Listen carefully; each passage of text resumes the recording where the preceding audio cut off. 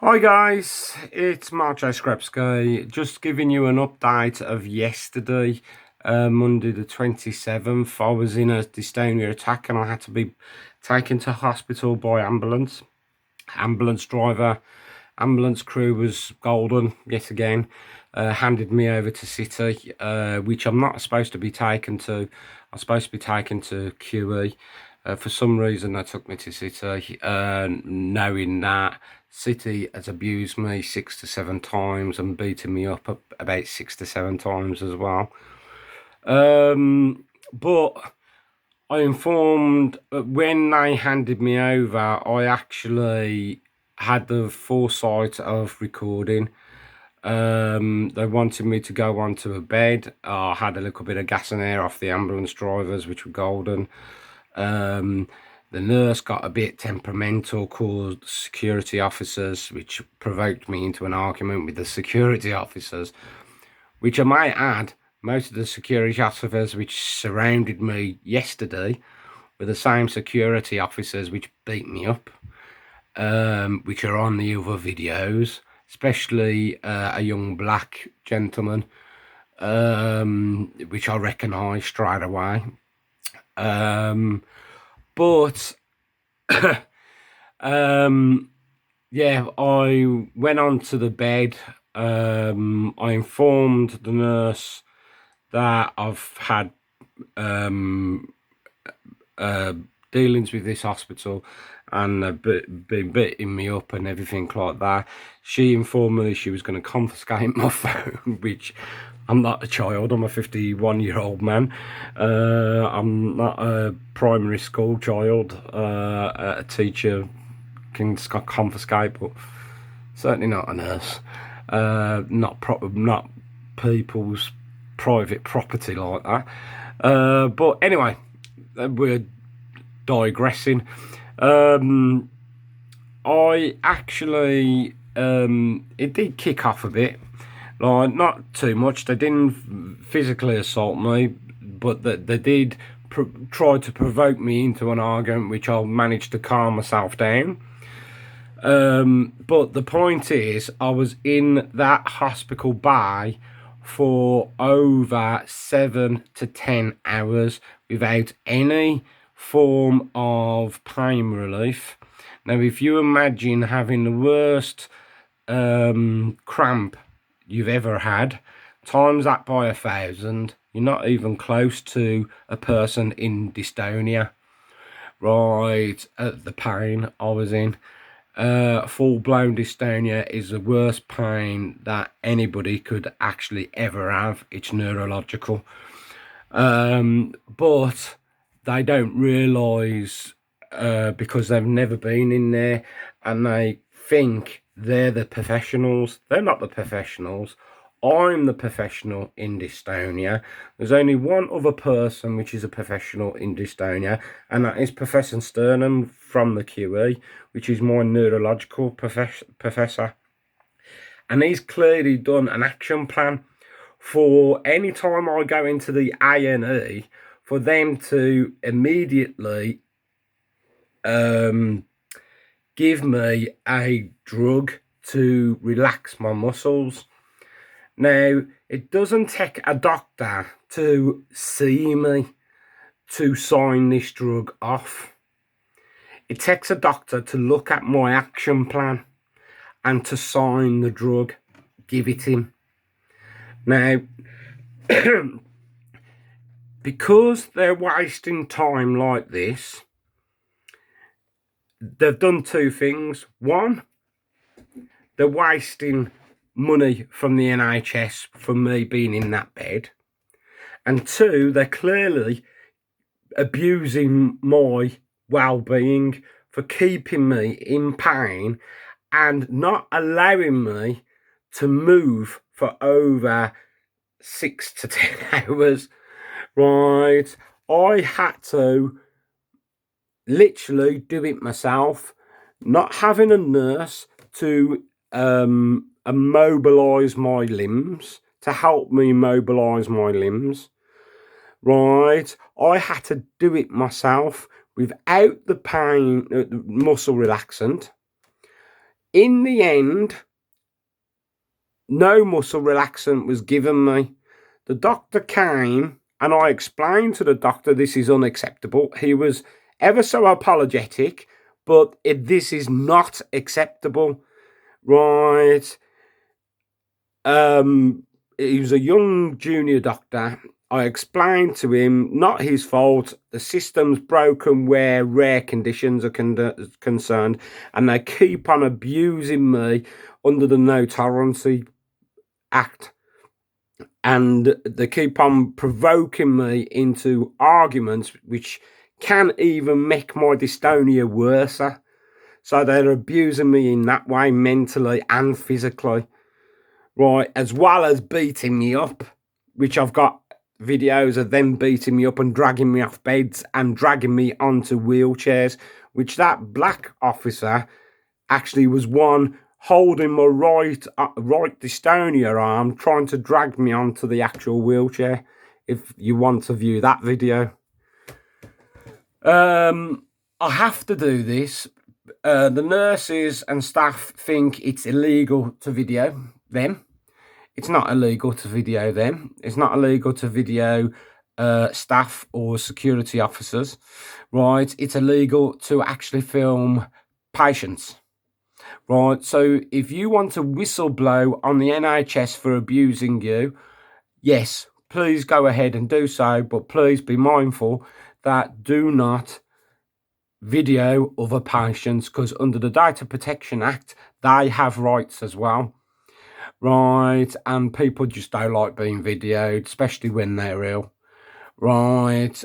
So don't video other patients. Right, but me, personally, I was in a cubicle. There was no other patients around, right? I was filming them, right? And they used that excuse, right? That it was illegal and I will be prosecuted. Well, let the trust prosecute me, because I did say to Rachel Clark, the community director, about 20 to 30, maybe 50 times, if you don't sort this problem out, you will leave me no other choice but to put all my evidence videos on media. And you've left me no other option. YouTube is media. And so if you want to sue me, if you want to take me to court, just be honest with the court and actually say, yes, he did warn us. He did give us an opportunity to sort this out, and we never took it. I give you loads of opportunities to sort this out and never took it. Yeah, and yes, we do abuse vulnerable people.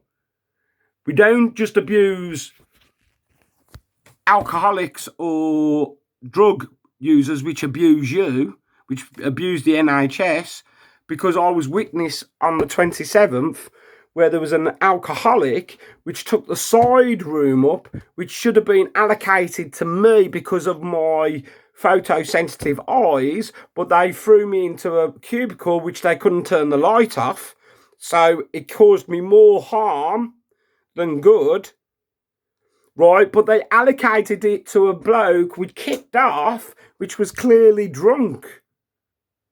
Now, I think the NHS should get together with all the rest of the trusts and actually say enough's enough of alcoholics and drug users abusing the NHS. Build a little department or a little hospital to actually send these people and start charging these people. Do not start abusing people with pre-existing conditions where they cannot help. I couldn't help being abused in 2001.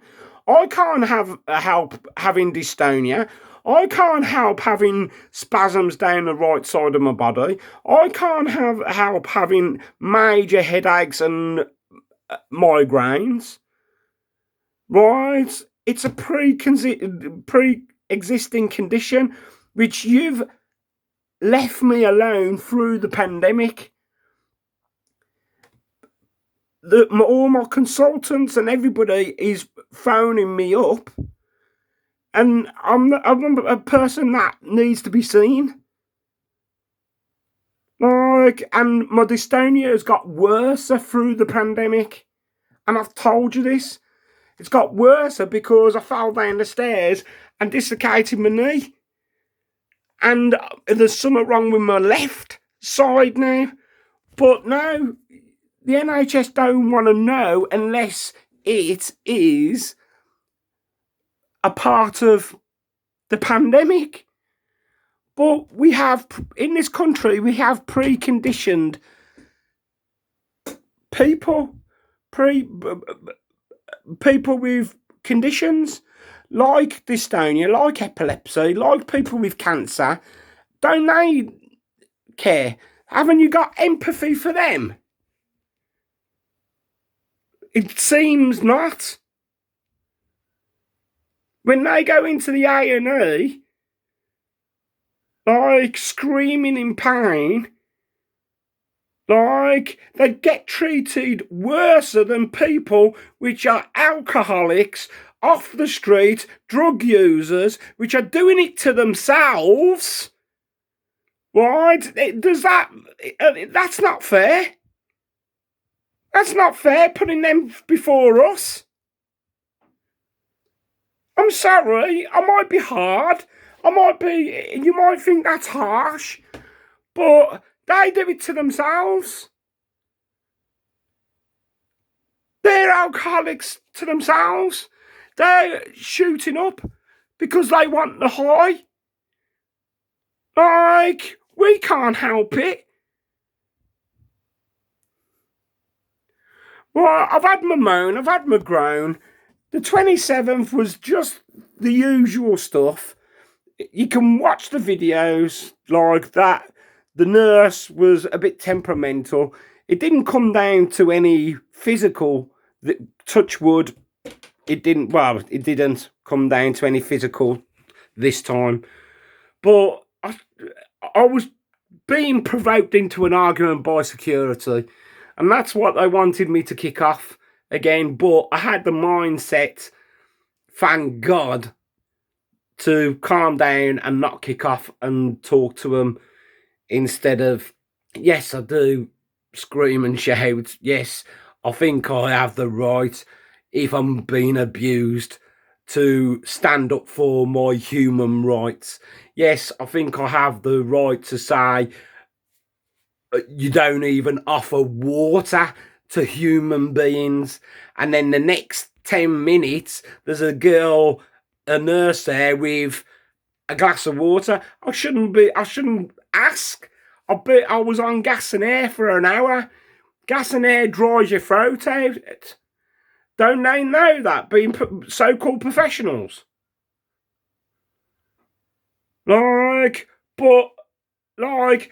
I've been in A&E over 10 hours previously, and not one staff has asked me, do you want a glass of water, Mark? And that's breaching my human rights for having water. Don't the police and don't the government know what they're doing? Are they hiding it that well that the police just say, oh, another antisocial behaviour bloke will sign it off? I've made so many complaints to the police, and I think they're sweeping it under the carpet because it's the NHS.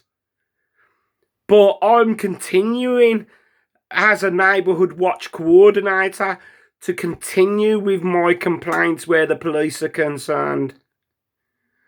Because they cannot assault people which have a physical condition like this. They can't assault vulnerable people. And I'm going to make sure them security officers are charged, or the police will answer to me, and I will hold the police accountable. as a coordinator. As a community activist, that's my job, to hold the police accountable, to hold our elected members accountable. Our elected members are doing nothing at the moment. Like, absolutely nothing. Shame on them. Shame on them letting City and Samwell and the QE does it every now and again, especially Dr. Smith in the QE. Right, the football manager, which was red carding me, yellow carding me. It's crazy. It's absolutely crazy to think that I cannot swear in pain because of my dystonia. I'm not swearing at any human being. I'm not swearing at the staff. I'm not swearing at the doctor. I'm not swearing at the ambulance drivers. I'm swearing in pain because I'm in pain. I think A&E staff need to be retrained in having empathy for their patients. They've forgot about what Florence Nightingale learned them. Have empathy, first of all.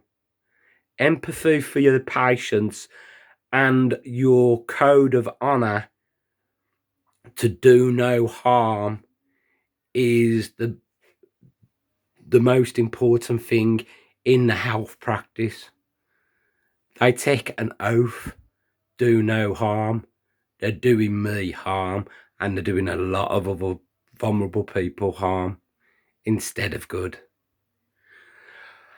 Well, leave your comments, leave your videos or post your videos, and I'll check you out later. Meantime, be safe, take it easy, and I'll see you on the other side.